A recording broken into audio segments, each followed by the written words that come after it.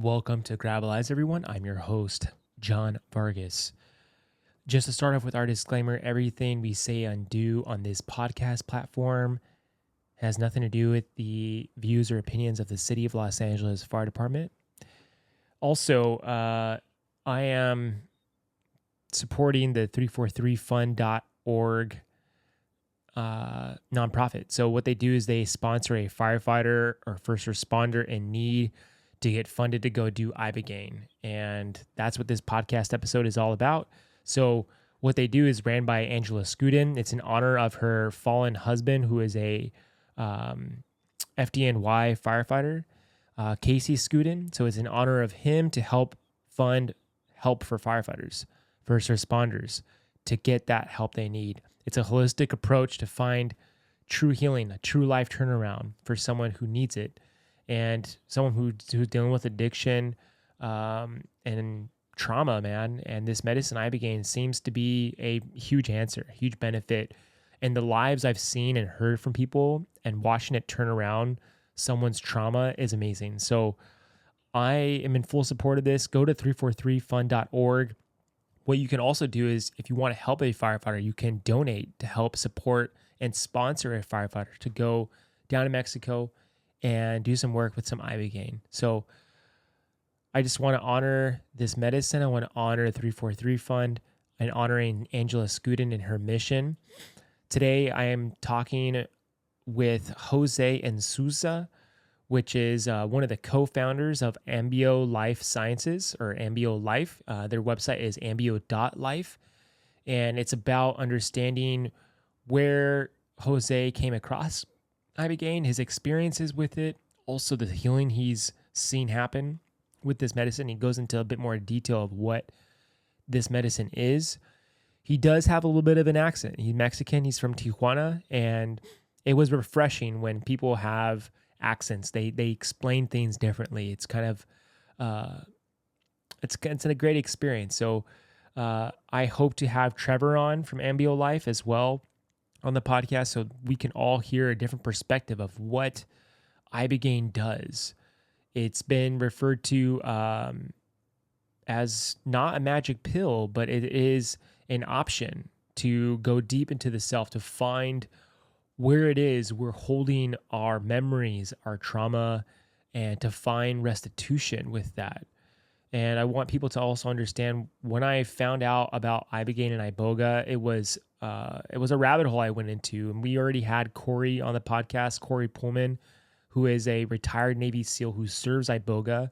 If you guys want to know more about the medicine, I would definitely go back to that episode and hear what Corey has to say, because he went down to Africa and studied with the Bwiti tribe in Africa to learn more about this medicine, where he was able to find healing. And I just want people to understand there's a lot to this medicine. There's more to learn and there's more to understand.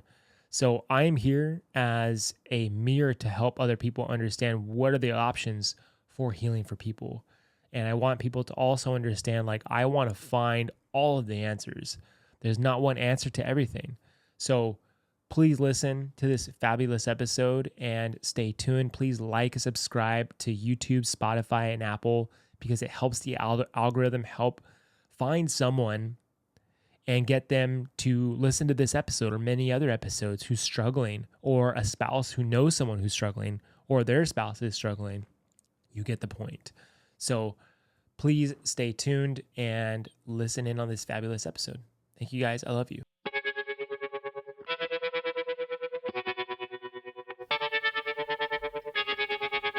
It's time for Crab Lives.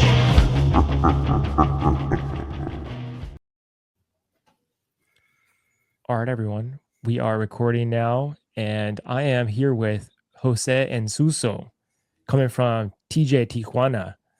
And he was introduced to me out of Ambio Life Sciences, and Ibogaine has really come up out of the woodwork recently. So I really just allowed people to talk about this medicine, and I really believe, from all the stories I've heard and just the turnarounds of people's lives, it seems that this medicine is just really profound, and I really want to honor that and allow people like Jose to talk about this medicine. So, Jose, just tell me a little bit. Were you a firefighter? Was that correct? Yes, that is correct. I don't work anymore in the station, but I used to work in the station. I worked for 8 years here in Tijuana in the fire department. Oh, wow. Yes, yes. I was working mostly in the engine, and some of the times I was working in the rescue machine. Um, and because I'm also a paramedic, which Okay.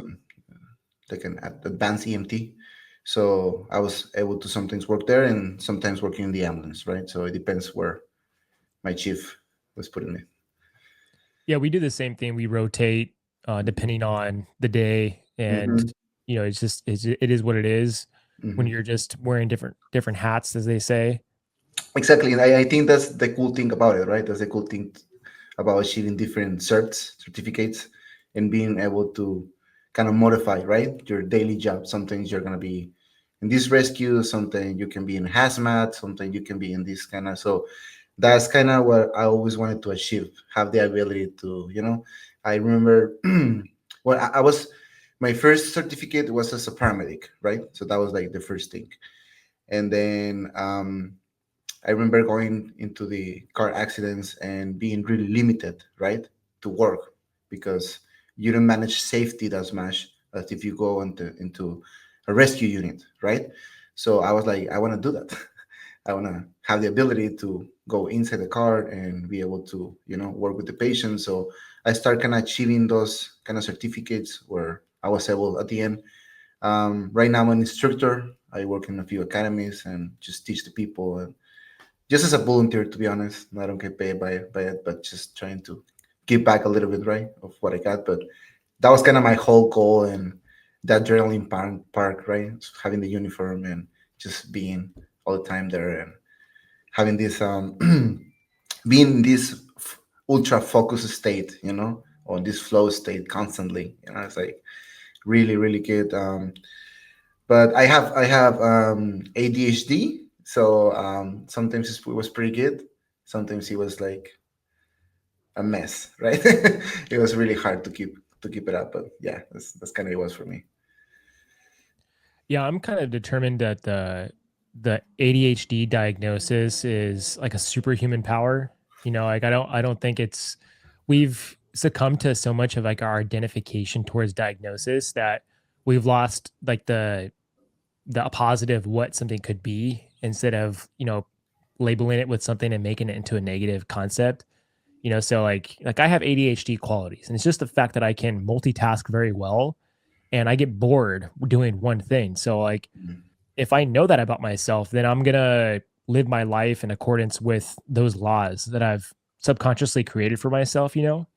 So like a job like this is efficient for me because I can juggle all things at once. So it just fits in my template.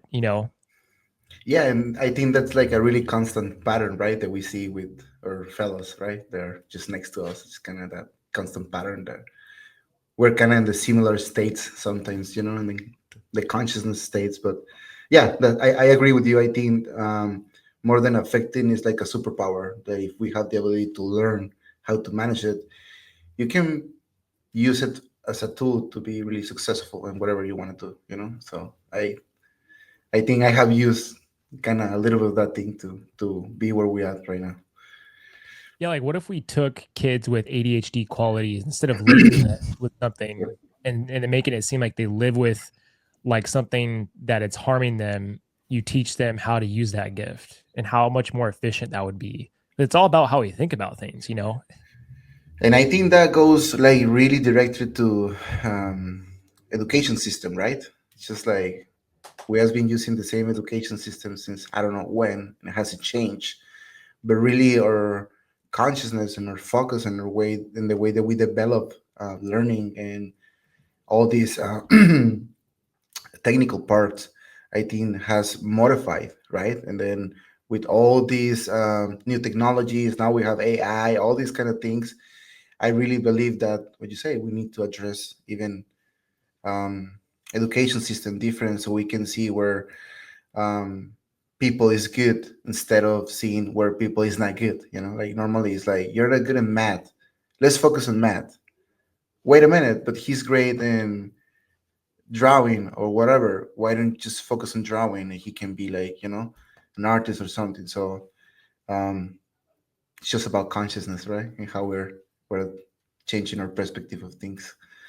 Yeah, for sure. It's and I'm glad you brought that up. Like it is all about consciousness. And like what is consciousness is like the biggest question.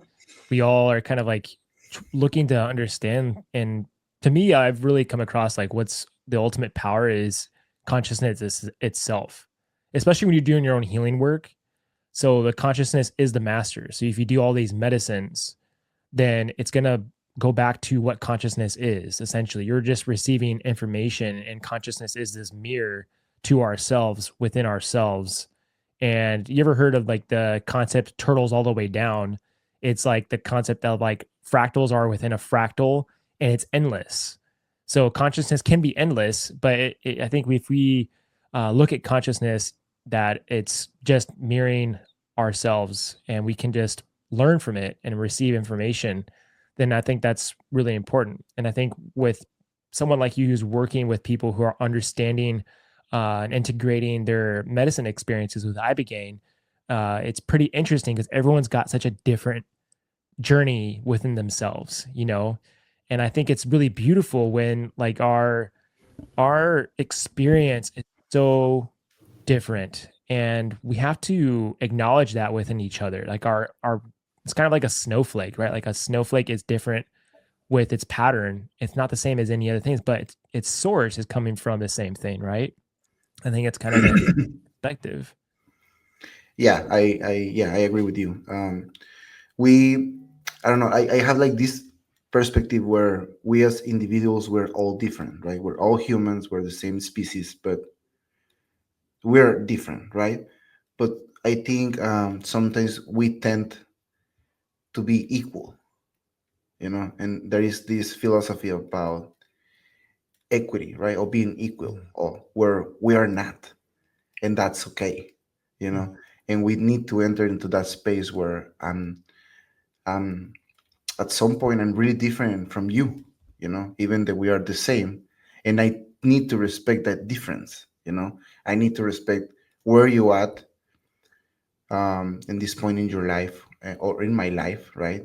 Or in the world, how you see things, what is your perspective, how you react to things, and I need to respect that, in order for me to create this consciousness, right? That we are diverse, we're different, right? And I think that's kind of um, the space that I use to be able to work with these medicines, and allow people just to express themselves, without judgment, without putting a tag, that this is happening, or as you know, like we are medicalized. So the first thing that comes into your head is diagnose, right? You need to figure out the diagnose.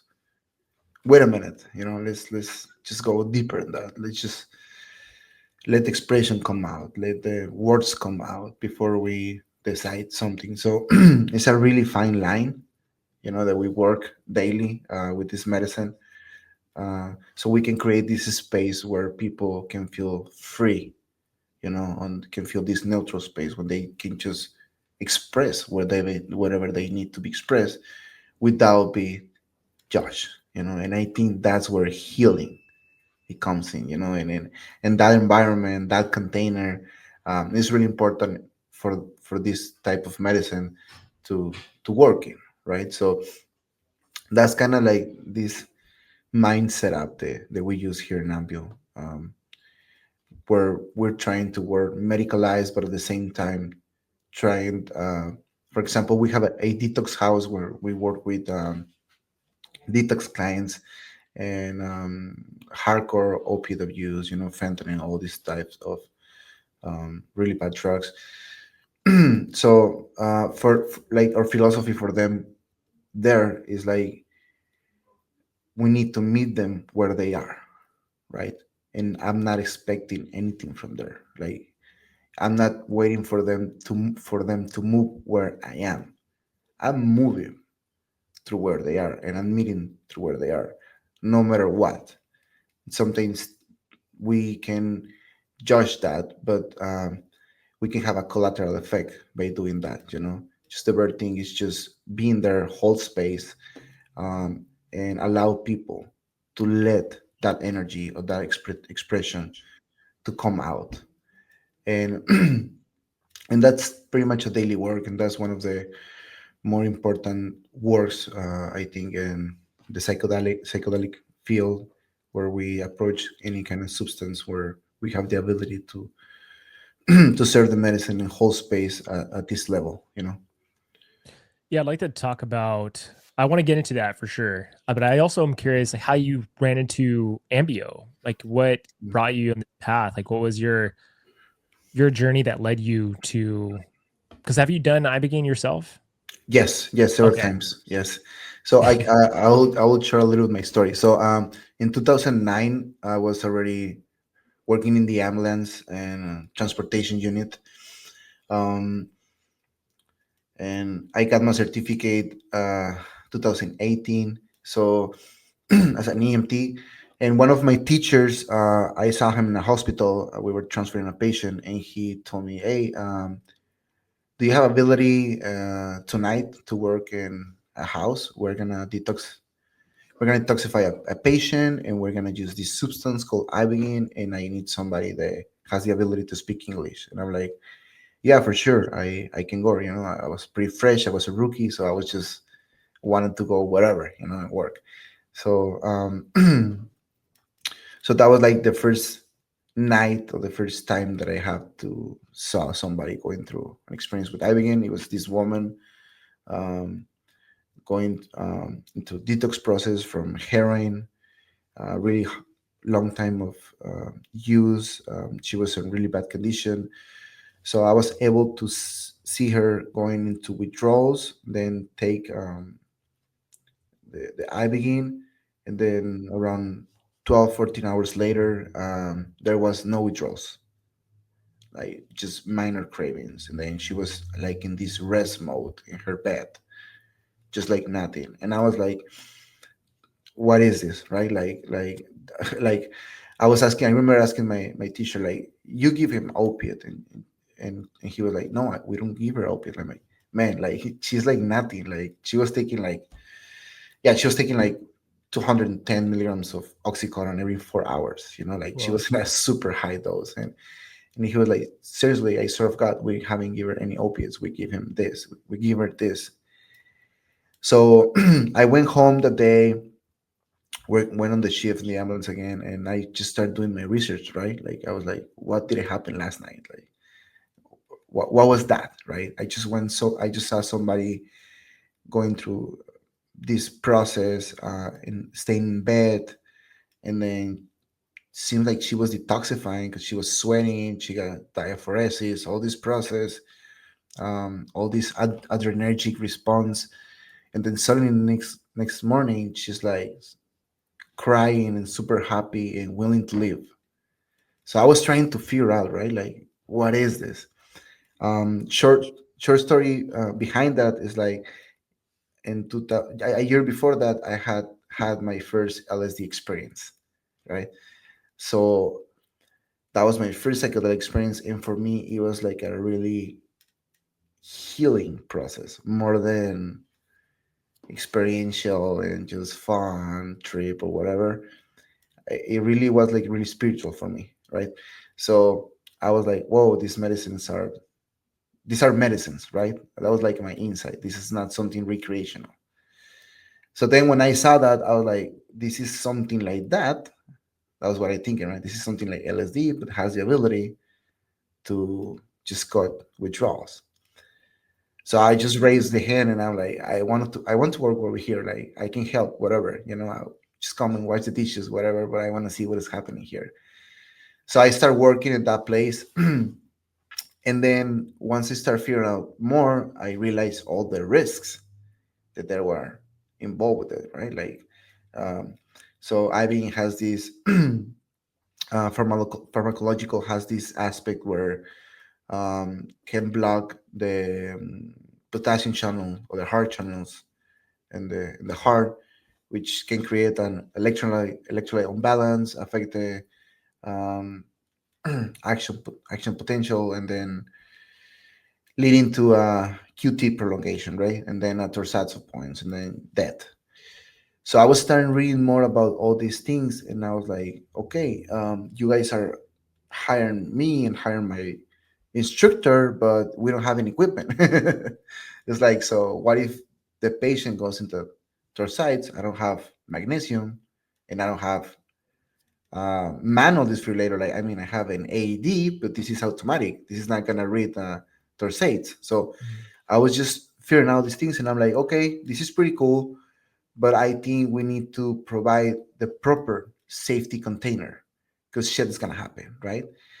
And just right after that, a week after, 2 weeks after, I started getting messages from other friends who they were working in other IBM clinics that they had a death, and I'm like, wow, how you had a death? Yeah, the guy went to their SATs, the guy had this, and we couldn't do nothing. I'm like, whoa, so this is super high risk, right? So we start kind of developing some protocols, right? Some safety protocols. And I sit with some doctors and nurses, and I was like, let's figure out, let's do a proper screening.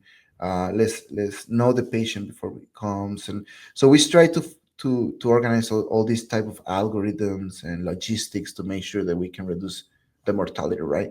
So that was kind of like my introduction with Ibogaine to work in safety. You know, that was what I felt that I can like give something, serve somehow with to the people. You know, that I was understanding that they were going through a really sacred moment. You know, like it was like something really important, even important as being born. You know, like that intensity of sacredness. So in 2012, 2013, I met my guru of life. She was a Canadian elder woman, Sandy Harman, and she had an IV clinic here in Tijuana.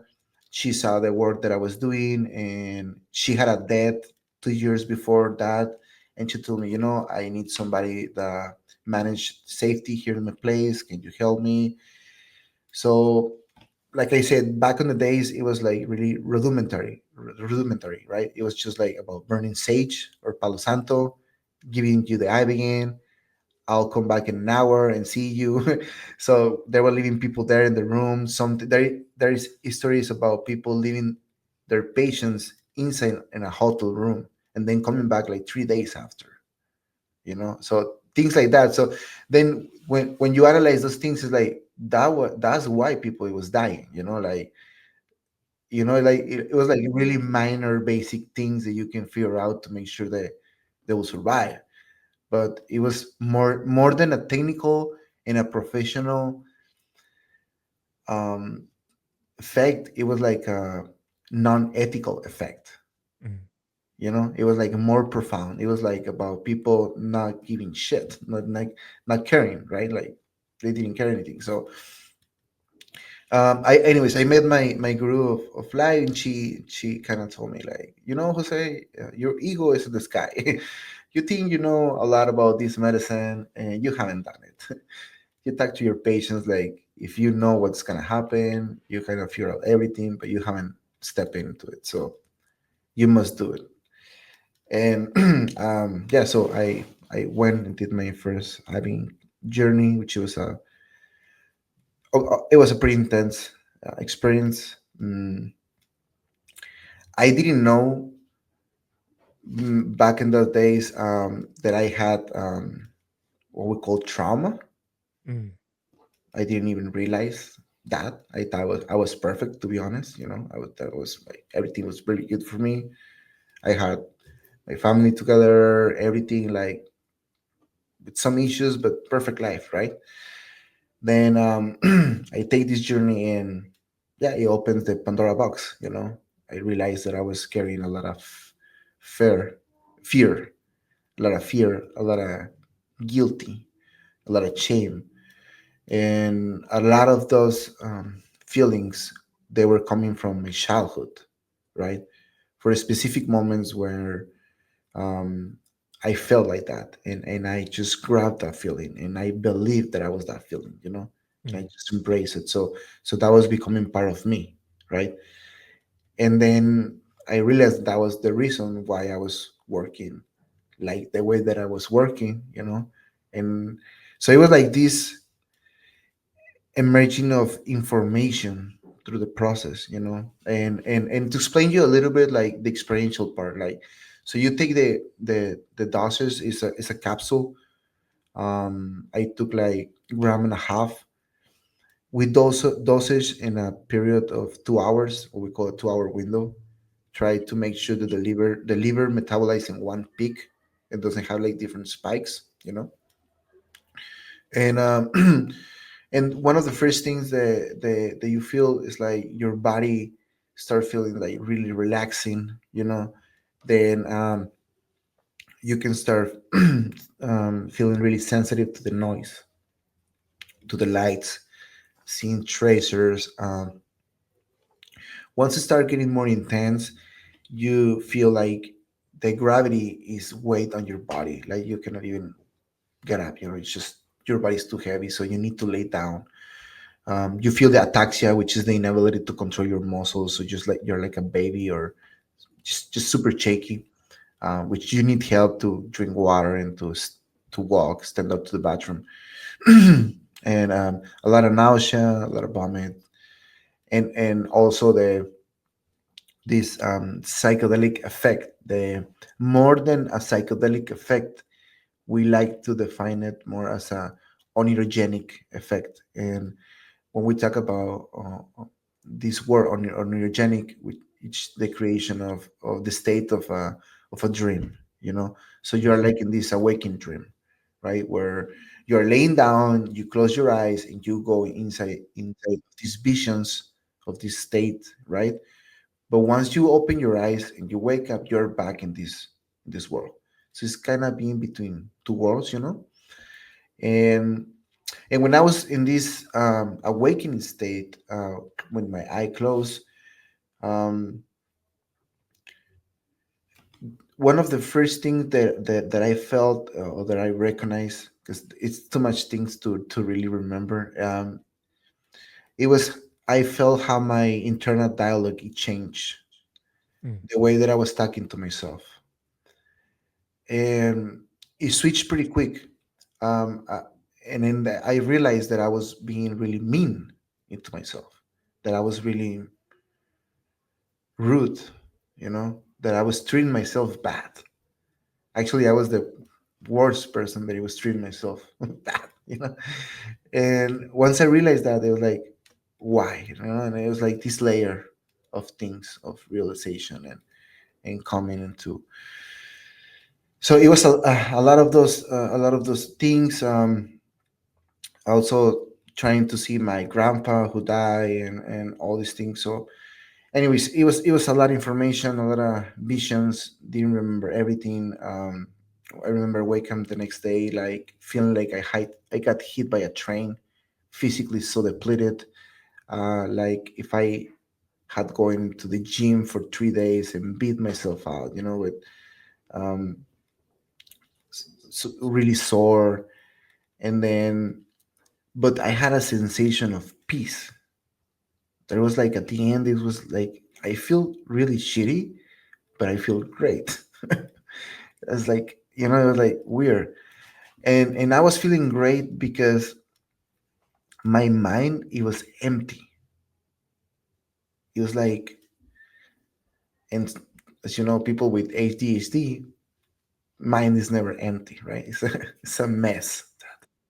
So it was like super calm and empty, not talks anything about talking myself in a bad way or being rude with myself. Or so I had the sense, and I was like, I don't know what happened last night. I cannot figure out yet, but I just felt that it did something. And then my head, it was more clear, and my thoughts were more clear. Then um, resume into my head and my heart being connected somehow, and being able to express from my heart something that I didn't know how to do since I was born, to be honest. I was like, what is this, right? What is it that is emerging to myself? So um, then the beauty start coming after that, right? Like the way that I was approaching my relationships, my relationship with my parents, it changed really dramatically. Um, my relationship with myself, the way that I was perceiving myself. I remember in school, um, in elementary, they used to tell me that I was dumb, that I was stupid, you know, and I remember believing that, and I Mm. remember having that in my head for a lot of years, dude. Like a lot of years, he was going to school and trying to beat, like I'm stupid, but I can pass. I'm stupid, but I can. And then just figure out I wasn't stupid. It's just they didn't know how to handle me. They Mm. didn't know how to manage me. So it was just these waves of flashbacks of healing. That it was happening not just right after, but months after. I remember being 2 months after walking my dog in the park and then getting a flashback of something that he passed into my life and that he went through Ibogaine and then he switched, you know, he Mm. switched the perspective, he switched the dialogue, it switched the energy that I was approaching that. And that's how it was for me, like that first time. And since then, I've been in contact a lot with the medicine. I try to do it every time I can. Mostly I approach this medicine when my life is kind of changing. For example, when I had my son, I was like, life is gonna change, now needs to come another Jose. Let's just move forward, and those kind of things. And I had a really bad motorcycle accident 2 years ago with my girlfriend. That's where I think I met trauma, to be honest. As Mm. she had a major TBI, uh, major concussion. She was unconsciousness. Both of her legs were broke. We were in this road without phone signal. Just like I wasn't having any equipment, like just and the worst. What can I say? 6, 7 hours of my life, it's kind of on seeing my girl there and understanding that she was really close to death. So after that event, I did again I began, and I think that's the first time that I have done it for trauma. Mm. The reason that I reach help and I just reach the hand and say, "Hey, I need help." It was because of that, and yeah, my business partner Jonathan and Trevor really close to me. Um, they told me, "Yeah, you need to go into the program and just go to IBN." And I went and did it, and and it gave me my peace back, right? But now again, this is not a magic pill. This is not something that it will heal you. It just you take it and it's gonna heal you. You're gonna have to modify your perspective. Mm. You're gonna have to start embracing love. You're gonna have to start embracing probably another things that we have put on the side. Because we don't want to touch them. But in order to go into this experience, we need to go into those parts that make us uncomfortable. We need to go and push those things so we can heal deeper. So anyways, 2015, my guru of life, she passed away. And then I decided to open my own place, right? Just with this vision, I had this dream of I had literally this dream. I was in a night dreaming. I remember going into this building with really nice environment, a lot of medical practitioners with a big smile on their face. I remember seeing a lot of patients or families there walking, and but there was this energy of healing, of peace, something that you don't sense in a hospital, in a clinic setting, right? Just you sense the opposite. You sense fear, you sense like these other feelings. So I had this dream, and I remember waking up and being like, it was so real, that dream, that I felt like it was real, that I kind of just traveled into the time, and it was kind of the future, right? Mhm. So I just bet everything into the dream. So I quit my job in the ambulance. I just stay with the station work, and then I start working to get a house, a team, dial in the protocols, getting some permits, and we opened our first Ibogaine clinic, which was Novelty Holistic and Wellness Center, right? And the goal there, it was to create this space where it was first world class medicalized environment for an Ibogaine experience. Having this this part of the um, old tradition medicine, but also Western medicine, right? Combine both, right? And yeah, we start working mostly with detox and working on safety, making sure that everybody goes back home alive, all these things. And in 2019, 2021, sorry, 2021, Trevor, Jonathan, and myself, we got together and we co-found Ambio Life Science. Um, the goal, it was to treat mostly veterans, for the nonprofit Vets Inc., which are directed by Marcus and Amber Capone.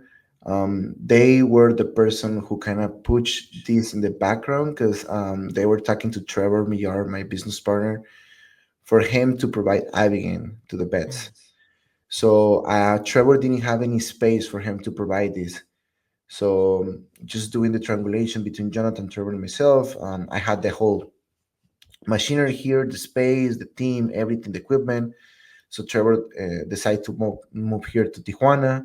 Jonathan was living here already, so we opened our first house and we started training veterans. That was 2021, and since then we have treated over 2,500 patients.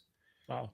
Um, Most of the people is vets, first responders, but also people who is getting detoxified. Right? We have right now 5 facilities. One of the facilities is for exclusive for detox. We have another 3 facilities that are for what we call foundational program, that is more like for veterans, for responders, but also for civilians. And then we have a house which is for um, what we call the neuro program, is for neuroregeneration, and we're treating their Parkinson's, MS, and some other yeah, neuro disease, right? Neurological disease. And that's where we are working right now here.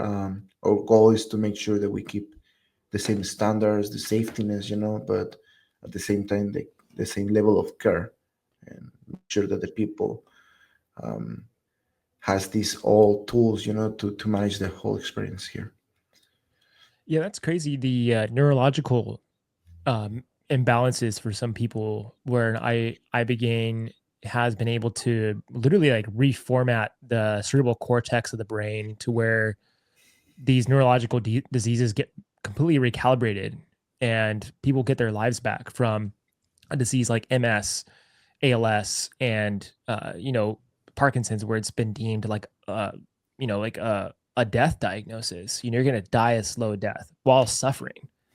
So pretty amazing how you can see like something like this to be somewhat some sense of hope, for someone, because I've I've dealt with I've seen so many people with those diseases, and it seems so sad because they're still conscious, but their body has failed them and they just wither away. They can't even bat a fly out of their eye or their face.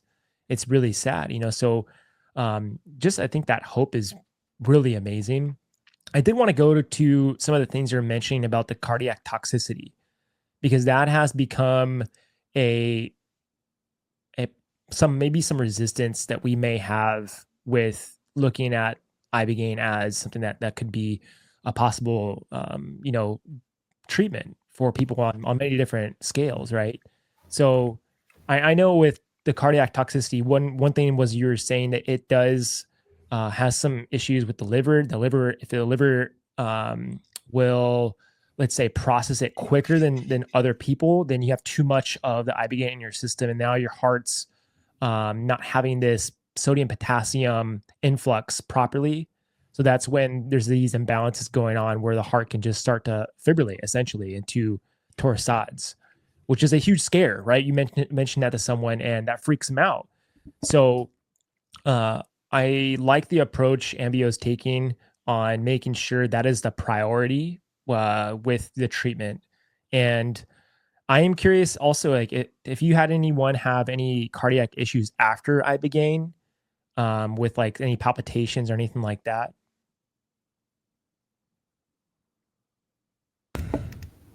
Sorry. Yeah. So the cardiac thing, we kind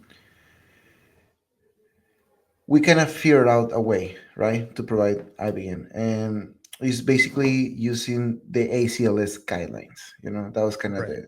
the miss of the puzzle. So, as you know, the treatment for torsades is magnesium, Right. right? You need to stimulate um, the conduction again. So, to prevent torsades, magnesium works as a prophylaxis, and also potassium, right? Mm. So we have figured out that way. Before you begin treatment, we place a prophylaxis of magnesium and potassium to make sure that if it blocks, there is enough, to mitigate the um, the action potential, right? So that's the way that we have figured out. But along with that, we are taking labs, constantly to make sure how is your electrolyte balance, and by that, taking these steps. Um, and yeah, it is really scary. And we have like the cardiotoxicity, we have the liver toxicity, right? Like you mentioned, what if a person there is three things there: fast metabolizer, slow metabolizer, a non-metabolizer, right? Mm.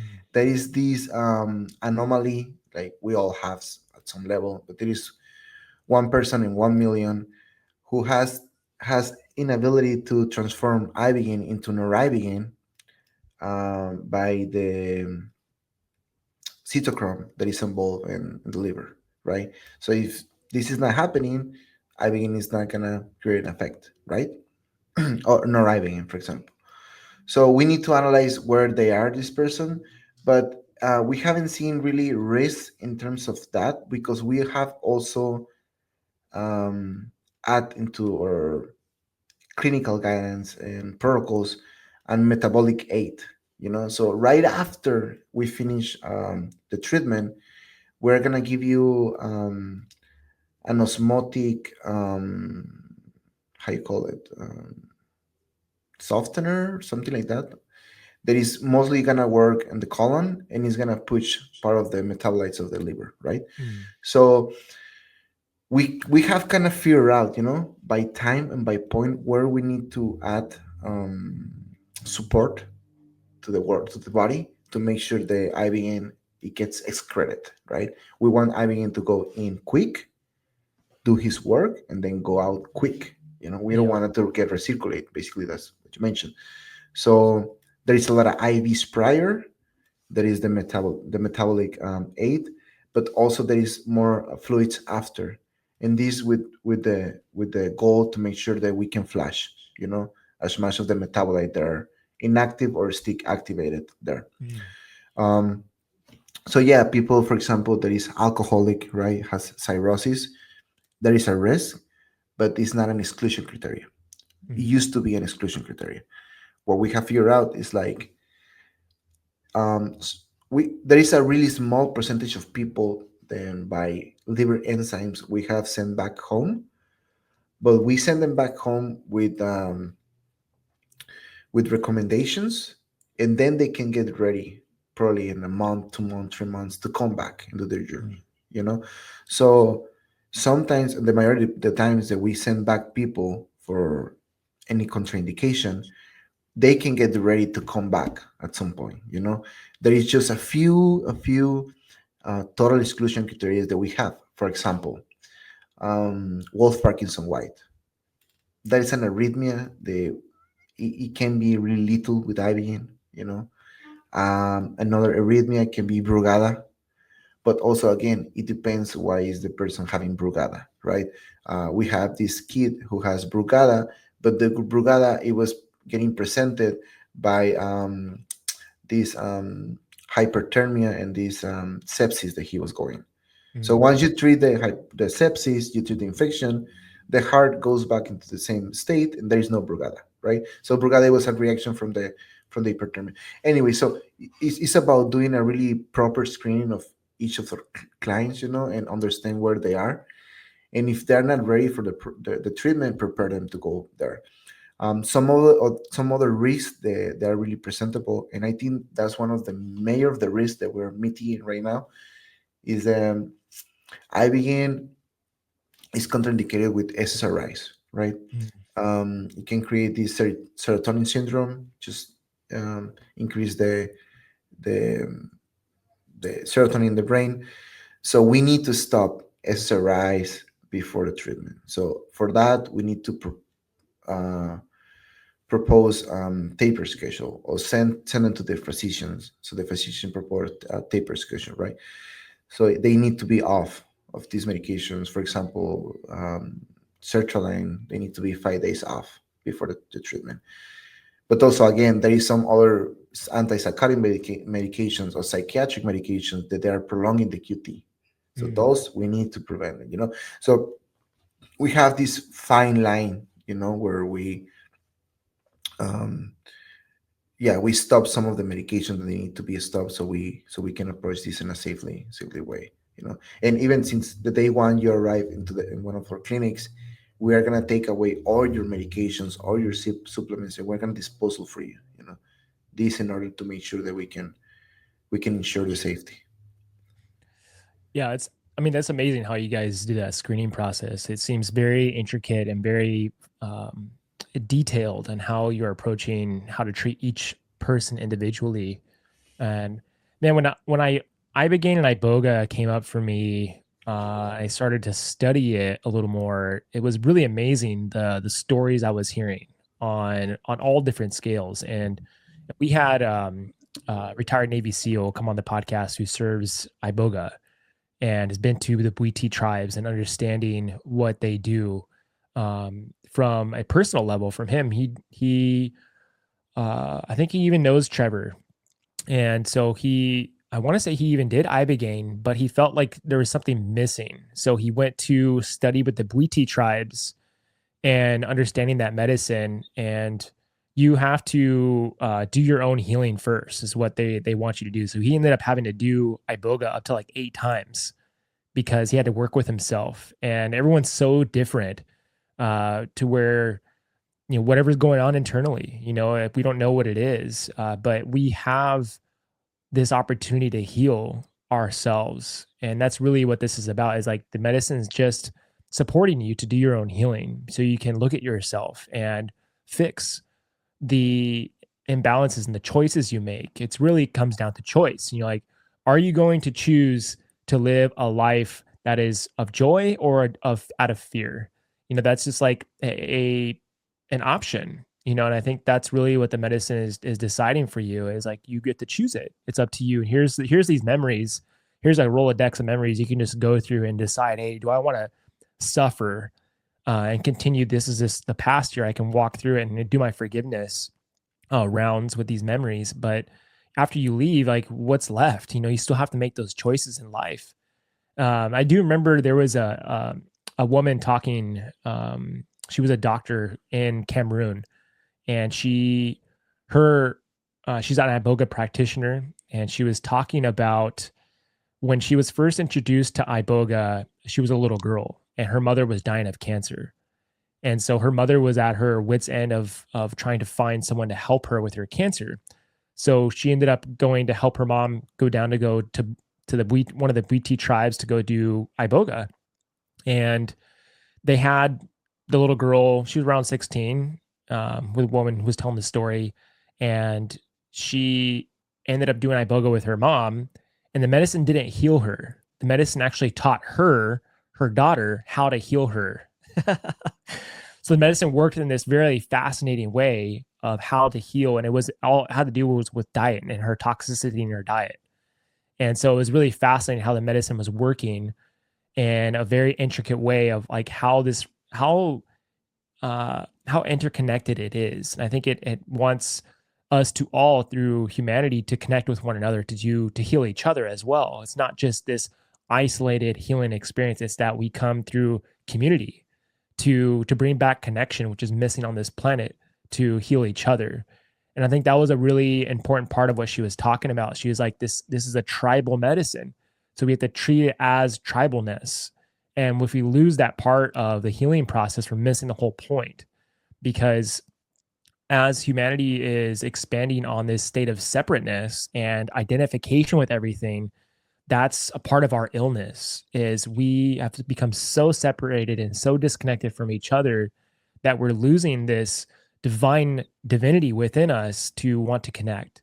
And I think it's really important to value when we're working with indigenous medicines, because indigenous teachings that go with it really are going to exemplify your experience. And what's really fascinating too is the veteran community. I mean, the veterans said, "Hey, we are done with all of the VA lies and the deceit and the prescriptions we're getting. Like, we're not getting the help." And so there has been a portal opened up by these men and women who got sick of being sick. And what led them to Ibogaine was suffering and pain. And so I think when we honor suffering and pain as our greatest teachers, we can really see what's happening here. There's becoming a big voice of like a megaphone reaching out to saying like, "Hey, we found something. This works." And it's taking like an army of people, and you're seeing it right now happen worldwide with this medicine, because it's transforming people's lives biologically, mentally, physically, spiritually. And I think that's really profound. I did understand too, like that there is a spirit to the medicine, and that spirit is very interesting for some people. I'd love for you to kind of talk about what you think that is. Yeah, there is. I really like to say that each intelligent or psychedelic has like their own spirit, right, or their own energy, and each of them it will take you to a different weight and a different route, right? Like mushrooms, DMT, all these things. But yeah, IBN is really peculiar, and this spirit it can be hilarious a lot of the times. Sometimes so I begin is like for example, it's a dualistic process, right? You have the sense that you're between two worlds, right? You're in the bed laying down probably with a few of guys doing the treatment. When you open your eyes, you know there is a nurse there, everything. You close your eyes, you go into this stage where you might can see your life as a movie, and you can have the control in your hand. You can pause, you know, in different scenarios and go inside those scenarios and live again those moments. And and there is like this loop of communication where it seems like you're asking something and you're getting answers, right? Like why did I feel like that day? And then you get an answer, right? Like really logical, really basic.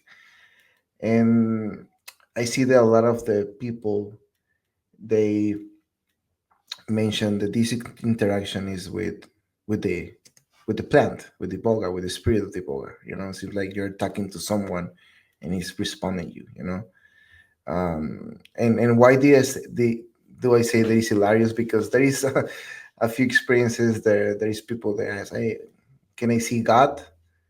And the Iboga comes out and say, "No, you know, and it's like these answers like really hilarious. So and it's really cool to hear, right? But in my personal opinion, what I think there is the goes back again to consciousness, right? So there is a level of information in our consciousness or in the consciousness that we can reach, right? And we can call that memory, right? There is some level of information we can reach, but we're limited into some level. Since the with Ibogaine, that's the way that I see it, has the ability to open this consciousness space more when since the people travel even between times, even past or future, you know. And and if we analyze a little bit evolution, where we come, and there is a few theories, the Homo sapiens theory, and there is the theory from the monkeys, all these theories, right? There is theories about monkeys eating psychedelics, right? And then being evolved to humans because they were able to change their perspective from life, expand their consciousness. So I don't know where are we coming from as humans, but I really believe that we have a proto consciousness. We have a consciousness that is like since the beginning of the times, you know, and it's is there, but we cannot access there. We're limited, right? And I feel that IBing has the ability to open these layers of consciousness, and I don't want to be materialistic. I don't want to be saying that it's because we attach sometimes consciousness to the brain, right? And just, but I really feel like our whole body has that consciousness, right? At cellular level, like my my tissue has memory, right? So I think the there is an spirit, but there is something more profound that is, for my perspective, is more linked to what you mentioned. We're all connected, you Mm. know, and in the Buiti tradition, Buiti means the study of life, right? And in the traditional part of the Iboga, when the Buiti tradition, they go and do Iboga, they believe that they are healing seven generations back and 7 generations forward. So seems that it's more out there, seem more like a time machine, for consciousness, for being able to reach for information for your ancestors and bring him back to this present. So that spirit for me, I feel like there is our ancestors there. It's just this ancestor information that is there for us, but we don't have the ability to reach. Probably with deep meditation or with or some practices, but Ivy seems to has that ability. That is my perception. This is really subjectical, right? There is Mhm. no research for this. This is working more in the subjectical part, but that's are my beliefs. Now again, respecting the beliefs from everyone, because there is people that they do believe that there is the actual spirit, and they were talking to this spirit and that, which is all respectful. And for me, it gets all reduced to energy, you know and there is really and that's where, like, this is the cool thing about IBM, right? We're talking right now about the subjectical part, this metaphysic aspect, right, of the of the experience, but all these metaphysic aspects are linked with the material aspects. For example, there is this really cool study about um, this guy. I don't know if he's from Europe. I don't remember what area, but he did this research with animal cells where he realized that IBM was having the ability to work at the mitochondria level and increase ATP levels, Mm. you know? And there is a reason why it's doing that. Mm, Like, so there is something more fundamental. There is something more profound, and I do believe that they works an epigenetic field. It works in something more fundamental, trying to restructure, trying to optimize, trying to create homeostasis, right? That we're seeing that at nerve level, at brain level, But I think there is something more fundamental that we haven't learned, that we're gonna be learning as the future, as we see more things, like the neuro program that was really experiential. We had these patients with MS and then feeling great after, and then it was like, so then these patients with multiple sclerosis, with Parkinson, sorry, and then tremors getting reduced. And then, so it was from the experiential now to the, more tangible, right? And trying to figure out more. So along with that, I think there are going to be coming more aspects, more things that, for example, strokes, you know, uh, and then the list can be endless, right? mm. For us, will be the job to figure out where it can really do something, at material level, um, something that we can measure. Yeah, I like how you say the fundamental level of what iboga is doing. It's been referred to as like the root of all healing. It takes us to the root of our problems. And I know that, a lot of what you're saying too is like we want to, even going back to the concept of diagnosis we were talking about, right? It's like we have to quantify everything along with the scientific method in order for all of us to believe it. And there's something beyond what Ibogaine's doing that is we're only just barely understanding the basics of, and what we want to do is we want to say, hey, look at these brain scans. I mean, they're amazing. So that's been helpful. I think the metaphysical part, it scares people Yeah, because it limits, or it challenges their belief systems, and it challenges their ability to step out beyond the scientific method, and it challenges everyone's to open their eyes and awaken to themselves, which is frightening for people and almost devastating because everything we've been taught and programmed with is etched into our system, into the programming of how we operate. And to change that, there's a lot of fear of change. And I really truly believe like that's most of what human beings are in fear of is change, because we try to just bubble wrap our lives, and we don't want to reach out and transform ourselves and look at our past and look at the truth of it all. And I think when we reach resistance, if we do reach it, with what you guys are doing and what the U.S. is trying to push in some different states with research on this, is that alone. It's just fear of change.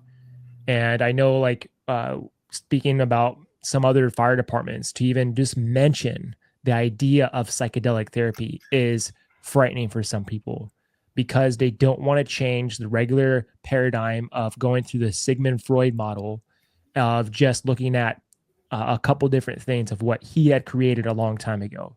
And it was been taught to all different therapists to help someone heal. But that's just one side of the coin. There's so many different parts to all this. And I think when someone goes to do Ibogaine, they're usually desperate. And would you agree with that? Like these people, sometimes there has to be healing done in the spirit realm. And in the spirit realm, it just takes a different, more of fine tuning of our idea of spirituality in itself. And if we can grasp that the mind, body, spirit is part of how medicine brings healing, we have to value that, because um, I guess my definition of healing is bringing the mind, body, spirit into harmony and balance. And something like Ibogaine does do that. And but human connection does that too. Like when you hug your child, that is medicine, because you're bringing yourself, you're opening up your heart, you're letting go of your ego, you're just giving yourself that opportunity to just connect. Like that is medicine. So we really have to redefine what medicine is as a collective. And if you guys are spearheading something like this, you guys are able to now categorize, like, all right, we have people in this box over here who's dealing with addiction issues. We have people over here who's dealing with neurodegenerative these issues, and you have like these veterans with shell shock trauma who's dealing with these issues, and it's treating all these things all at once, which is crazy. So I think like the research that can come up, like we're still just basing it off the scientific method, but I think what was more profound are people's stories that they're hearing, because everyone's individuality of their story is so profound. And they're like, hey, like I was sick, and after doing Ibogaine, like I have awakened to myself, and I don't have to be that sick anymore. You know what I mean? Or I can just let it all go all at once, which I think is really great. Yeah, man. It's basically that. The most challenging thing about bringing Ivy into the world is the fear that you just mentioned. It's just we're gonna have to relearn everything again. From the scientific perspective. Like this substance is gonna challenge the whole scientific world group of people. We're gonna have to redefine things, and to reanalyze things and to just understand that there's things that are probably not working, and yeah, that resistance to that change because of the fear, that's the biggest challenge, and yeah, I totally agree with you. Then it comes to these questions mark, right? How this will be getting delivered in the states, or how this will be delivered in the worldwide, um, because the system that is working right now, it wouldn't work, you know, a perfect way. So the system is gonna get modified. It's gonna need to get modified in order for this to get served in a proper way, and understand that clinical scientific aspect, but this also this metaphysic aspect, which is super important at the same level, right? And yeah, I agree totally with you. This is gonna be like, and it's really cool, to be honest, to be watching this at this present. I don't know, 10 years ago I thought that I was gonna die and I wasn't gonna see this happening. I just having the stories about being illegal in the states and everything, and just big pharma, and then the whole thing. It's like really the future. Back in the days, it was really gray, really dark. But now seeing um, this medicine is touching kind of really important people who has the ability to take decisions. That's being really cool, to be honest. Now it's gonna take a lot of responsibility for these people in order for them to create a proper frame, to provide this to the world. And because, as you know, this is not a cure. Again, everything is about the story. Everything, right? For example, in the 90s, IBM got a bad reputation because of the deaths, right? If that would be keep happening, or that would be like still happening, I don't think we can be having this chat today. Mm-hmm. If we had more deaths in the past here in Baja or Mexico, wherever, um, I think the reputation, it was gonna burn the whole aspect about IBM, right? So there is, I really believe that everything is about the history, the story, and we need to protect the story about IBM being able to be provided safely, to be able to provide it, right? And then there is things like I've been getting used in Ukraine and microdose by the military to go work, you know, and then Interesting. so yeah, so everything is consciousness, right? Like why am I using, and then why is my relationship with the substance? Because now again, it's not the substance, it's in myself, Mm-hmm. like like it's okay, heroin is bad. Heroin is not bad. It's my relationship with the substance which is wrong, because if I broke my leg, I'm gonna need opiate. I don't need Yeah. morphine. and you're gonna be grateful for that, right? But now I cannot judge you for you not wanting to feel pain. That is correct. But that's not the heroin, right? There's something more fundamental. It's not the substance. Let's just tropicalize that into Ibogaine. Now, Ibogaine, it was using for the Buiti tradition, they would take in small doses to go and hunt. Why? Because they were getting their sense more fine, their vision, they're more stimulated, right? So they were easy for them probably to hunt, right? So it's an stimulated. Everything depends on the dosage. Now we had people in Ukraine using it to go into war. What will be the collateral effect of that? Just question mark. So I think the story is really important also along with this, and but it can be two-sized sharp knife, right? Like I A don't know if it's double-edged sword.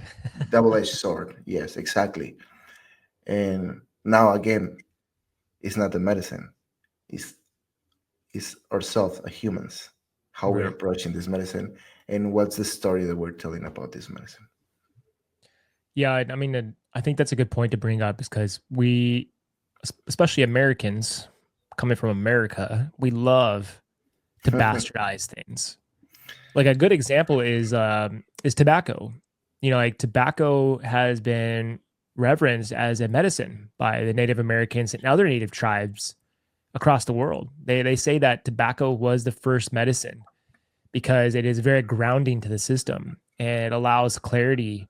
And what did we do? We just bastardized it into a market and just stuffed a ton of carcinogens into it. And now it's one of the leading causes of cancer, right? That's what they say. But we're just really good at ripping the sacredness out of something and stuffing it with greed, power, and self-interest. And so like I think something like this that is extremely sacred, that's been uh, reverenced by a tribe for thousands of years, that's brought healing and harmony to their world. It would be devastating to watch this get into the wrong hands of those people who are just into the business of self-interest, power, and greed.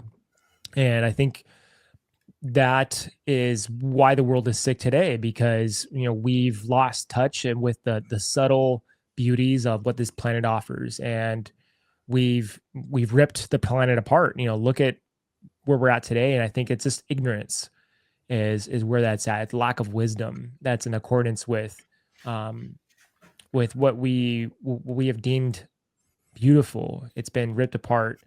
And I think, going back into understanding the wisdom keepers on this planet, those leaders and of the tribes and the indigenous cultures who have understood the planet's fundamental laws and natural order of things, they hold great wisdom and power, and we fail to keep those voices shut, or we've shut them and we fail to listen to them. And I think that's a beautiful part is, and I did see this video of one of the grandmasters of the Bwiti tribe speak at one of the conventions that was recorded separately, and that was exactly what he said. He's like, this medicine is now found its way to the Western world, but don't forget who we are and where this medicine comes from. We hold the teachings of this medicine, and it's been passed down from lineages and lineages because it's kept our world safe, and they don't want poachers to come into their community to take this medicine because it's been helping people. But I think when we keep that sacredness and value, we can make sure that it is still sacred, and it's being preserved of its wisdom. Because I mean, we even look at marijuana, the marijuana industry. It's the same thing now. Now that it's legalized in America, it's just filled with pesticides, and they change the potency of marijuana. Like people now, like I'll go on these calls and people are like running naked in the streets off edibles. I was like, man, like how is this happening with, because they just induced 100 milligrams in one gummy bear now, and now these people are hitting states of like psychosis with just marijuana, which is crazy. But that's just a clear example how we love to just change things through our own self-interest. Especially in America, we love capitalizing. And people who are starting to hear about this stuff, from some of these governors who've gone down to go do Ibogaine, you can just hear cha-ching in these people's minds, right? And they just see dollar signs. They don't see the impact it's having on the veteran community. They don't see the impact it's having on addicts and their lives, and what you're seeing with these people with Parkinson's and MS and all those things. You know what I mean? Yeah, yeah, man. Yeah, and big part of what is happening right now is, yeah, because there is already a projection for the next 10 years of what the psychedelic market is gonna worth, and it's a lot of billions of dollars. So that for sure is pushing a lot of the thresholds, Um, but you know what? I do believe the iBegin somehow yet still have the way to protect itself. Mm. Like, for example, there is a few drug development companies who they're working with it, trying to take away the cardiotoxicity. But then, if you really go deep and study the mechanisms of action, seems like cardiotoxicity is really linked into the glutamate, into the BDNF and GDNF growth factor stimulation. So it's like, so if you take something, it seems like, but there is already a plan for work to it and pay for it. But somehow I feel like IBN is trying to protect itself, and just the way that is limit us as humans, is limit us, our scientific method, challenging it. It's like, with the scientific method, we are not gonna be able to answer everything, and that's for sure. Actually, it's gonna bring more question marks. The more we go deep, it's gonna be like more question marks. So, um, That's a clear example, though, of how someone's trying to bastardize it again. They're trying yeah, to synthesize yeah, the medicine. That's just I think, like, if we just left the natural world the way it is and let nature do its thing, then instead of us trying to control it, that's part of the problem, because I can give you an example. Like, so I'm a Cambo practitioner. I've been serving Cambo for the last few nice. years, and they tried to synthesize the peptides out of Cambo and make it where all the peptides are in one uh you know capsule form or something like that, but it failed because these peptides naturally are inside the secretion of this frog, and you cannot synthesize them. You can take them individually and use those peptides, but you can't get them all at once the way Cambo is designed, Mm-hmm. because there's a divine makeup of what Cambo offers. And if you even if you take that frog out of its natural environment and you put it in a different location, it still will not produce that secretion with that medicine. So like we've tried so much to try to make things the way we want it, and it can't work when you're working with powerful medicines. And I know there's this word entheogen, and is that the word you were mentioning earlier? Mm-hmm. Okay. I couldn't understand what you were saying, but Sorry. entheogens are different from psychedelics.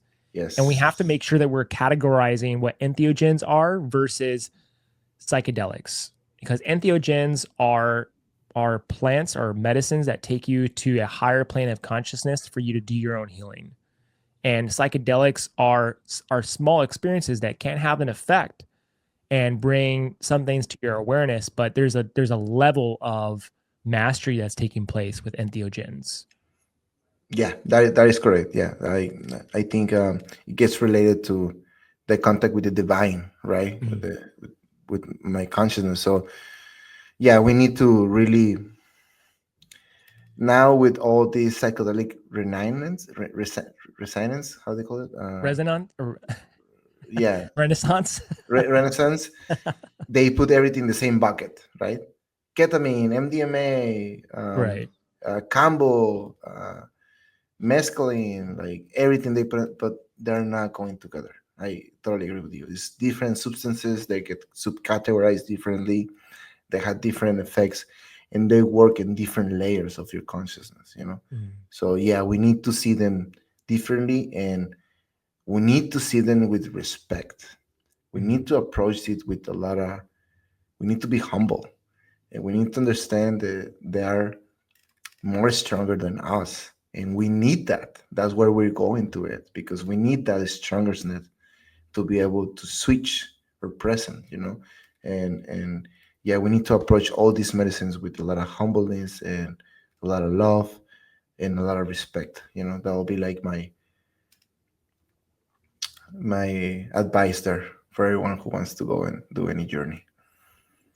Yeah, I wonder why we treat everything with a lack of respect, man. I know it's like it's a pattern within our humanity of why we do that, and it's especially in the Western world.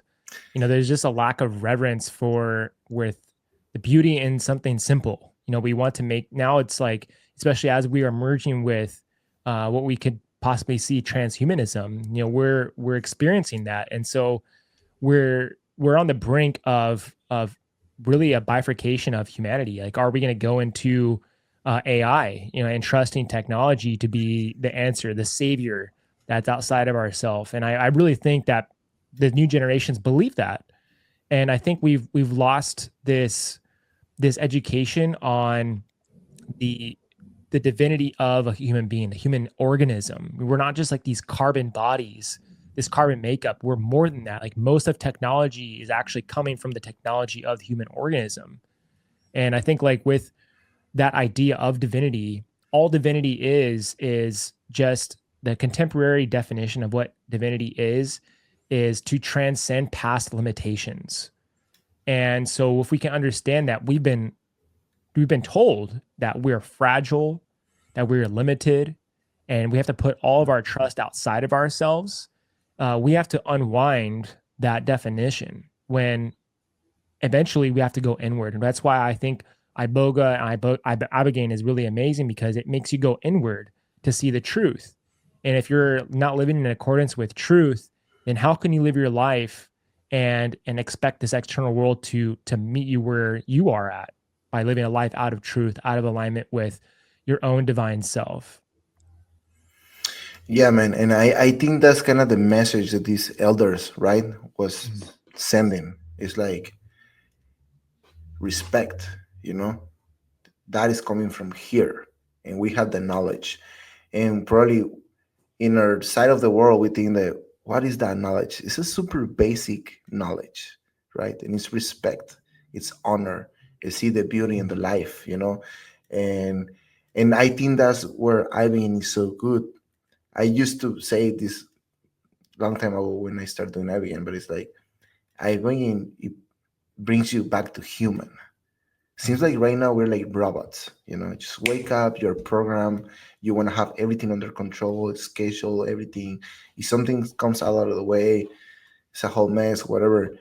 And then suddenly you take something that is going to take over control of yourself, and it teaches you that you don't have anything under control. That's just an illusion that you're creating about your life, right? And then going back into more important things, right? Like seeing the smile on the face of your kid. Just wake up a day, coming out in your garden and take a sun bath. But just take a deep, deep breath and being grateful about nothing. You know, just have the ability to find joy in those things, small, small things that because of life, because of whatever we lost, you know, and we don't get to touch back. So these medicines are really good in that. Yeah, I'm trying to I had to unlearn all that stuff, you know, because I was just not living a life in harmony, and I wasn't listening. That was the biggest problem. I wasn't listening. And I had to stop myself from, first of all, like, claiming myself as a victim from any outsourcing experience that had come into my life. You know, when internally I had to make responsibilities for my actions, my reactions, the way I perceived my reality. And I think that was like a big change I saw in my life when I had to do that. And I think if we don't honor the basics, then we're losing the foundational template of how we operate. It becomes very uh, complicated from there because we've created a complicated situation because we're not coming back to fundamental life. And I think it goes with the Western world, I think, more than anything else. And we have to retrack everything, and go back. Yes, we lost it, and kind of the world, the system, how we're getting hit by media, marketing, all these things, just guiding us right through a certain point. And doing IBing is like getting a reset, getting reprogrammed to have the ability to go back to the old things. Um, there is like this study about the critical period. I don't know if you read it about, but it's basically they made this study about psychedelics and what the ability has the psychedelics to open the critical period again. Basically, the critical period is from you were born to a certain age.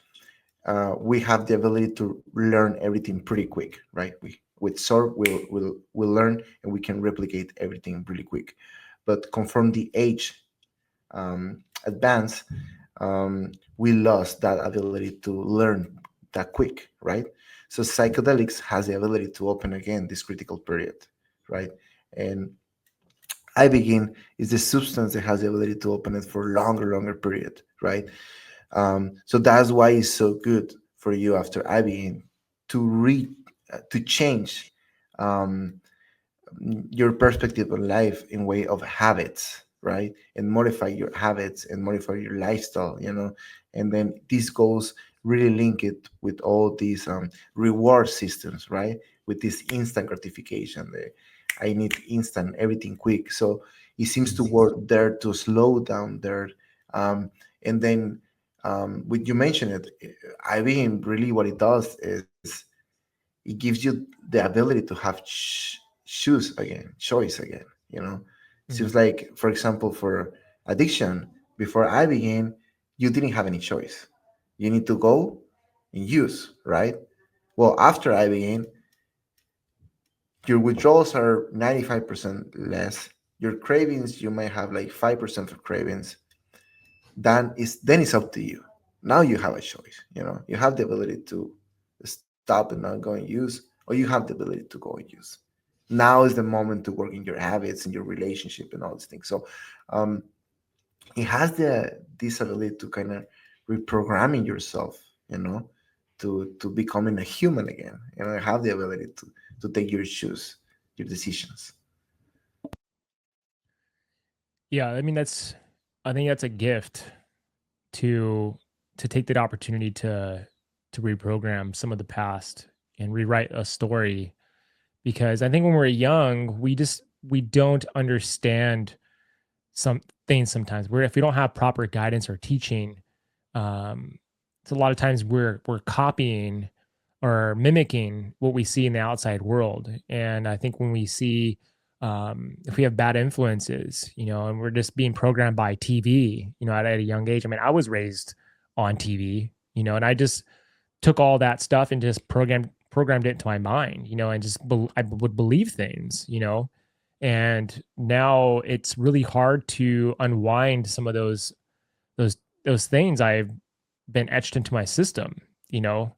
So it's just an opportunity to grow outside of like these limitations we put upon ourselves at a subconscious level.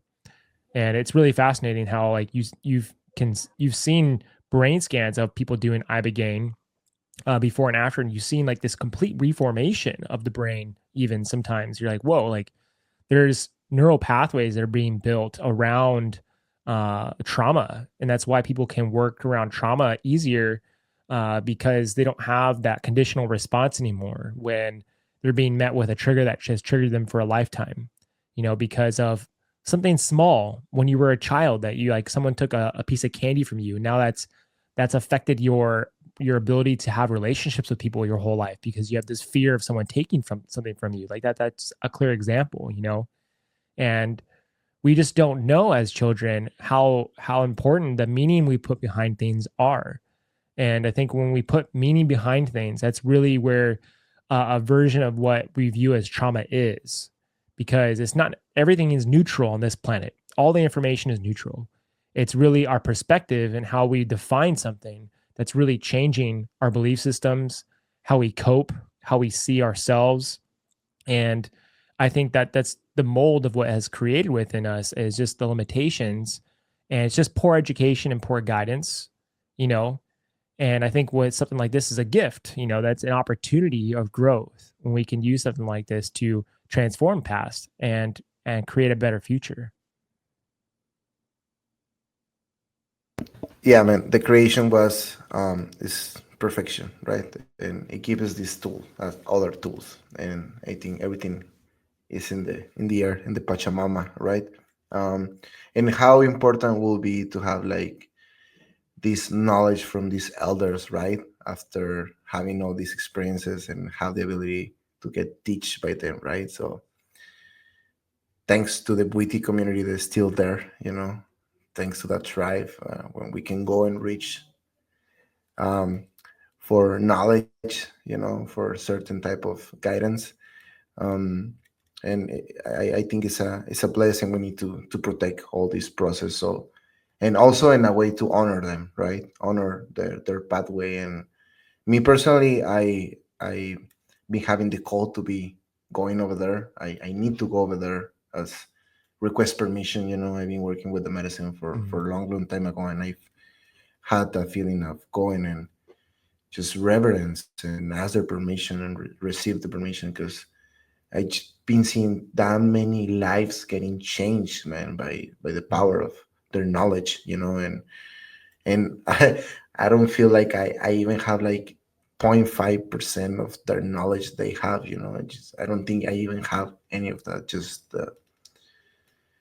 yeah, I just feel like I have the willing to serve it in a proper way, but hopefully I'll be there next year. Yeah, it's a long trip, man, going down to Exactly. Africa. But I mean, it's really amazing what you guys are doing. I am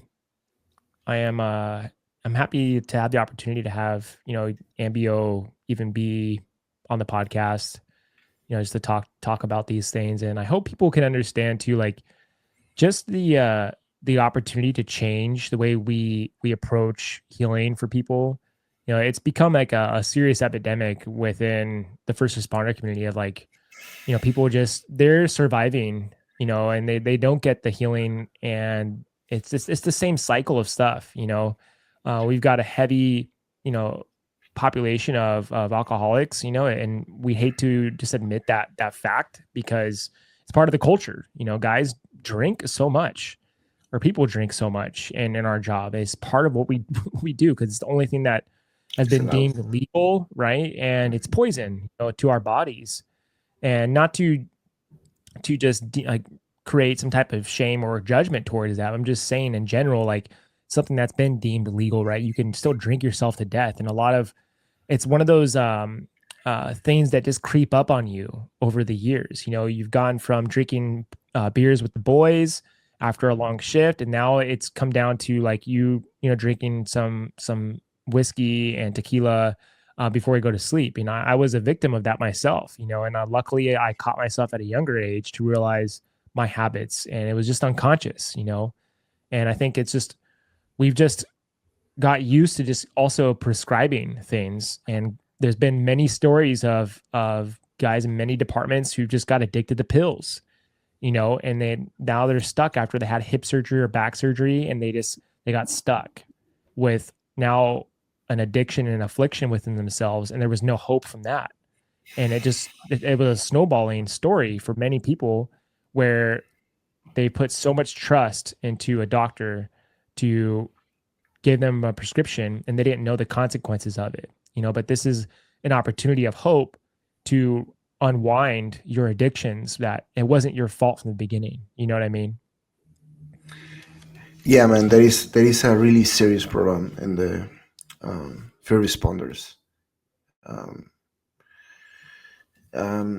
for example, here in Mexico is a little bit different, but I've seen it. It's just this need to be not this need of not being present, right? Mm. This need of being like detached from the present matter, and I was there too, and I think for each of us is all really different. But the hardest thing is we have we have this sense that we need to keep up, and just you need to keep up, and also like I don't know how it was for you, but for me it was the I cannot talk about this, like it's just not allowed, and in the past was different, it was worse, don't talk about this, who you are going to talk about this, how they're um but I think one of the first things is always like we need to talk about these things. We need to express ourselves about the reality, what is happening in the stations, what is happening in the bases where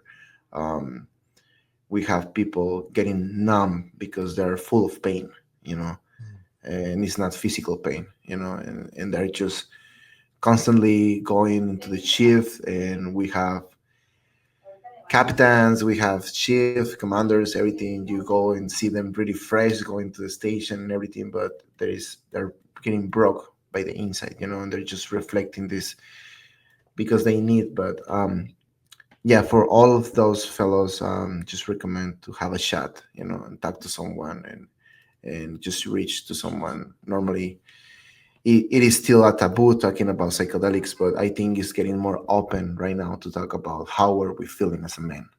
In the past, it was still being like a taboo, right? It was like not allowed to talk about these things. But seems like this energy is getting transformed somehow, and even I'm seeing more often than some stations are more open, to this type of medicines and that. So hopefully we can get to a point where um, yeah, all these things there, all these bad things that are happening to our fellows are getting reduced, because um, we're just people really trying to help another people, but who helps you? Yeah, who helps the helper, right? That's like the main thing. And I just I would like to send love to everyone who is watching this video and is struggling right now, and if they need a chat with someone, I'm here. Happy to hear you guys, I'd like to close with that, if you don't mind. for Close sure. the episode. Yeah, for sure. Yeah. So, I yeah, if anyone's curious about Ambio, how do they get a hold of Ambio and so forth? Yeah, so Ambio.life, sorry, that's our webpage. We're in Instagram and Facebook and LinkedIn, like Ambio Life Science. You can find me on Instagram, like Jose ID. And yeah, if you're trying to fill up an application to see if you're a candidate for the treatment, just go into Ambio.life. There is a section where you can apply. Just fill up the formulary, and one of our staff members will get in touch with you. We'll get more information from there. So Are there thank you so usually like much. wait lists and things like that when someone applies? Okay, so right now we have a waiting list until I think July next year. Oh, wow. Yes, we're really really packed. But anyways, there is a few spaces where they're getting open, and we're trying to speed that out. Hopefully, we're gonna have a really good news pretty soon, probably in October. I cannot say anything yet, but probably after that we can chat again. But there are big Yeah. news coming out and pretty cool. So there will be some space there, probably more space for people, and yeah, happy to be here with you, man. Thank you so much for the time, for the space, and thank you so much for what you're doing, bro. Appreciate Thank that. you. Appreciate it. Yeah, yeah. All right, everyone. Well, reach out to ambio.life and see what Jose is doing and Trevor and like this this movement is really powerful, and I fully support it, and without a doubt. And I hope people understand, like, this is coming from my heart. I'm sure it's coming from all your hearts, where there we just see a need for change, and in order for that change to happen, it takes like a legion of us to say, to speak up about it, to share stories and understanding of, like, of what an old paradigm of things were, and then what the new paradigm of things can be. And so thank you everyone for listening, and please remember to like, subscribe, grab lives on YouTube, Spotify, and Apple. All right, everyone, take care.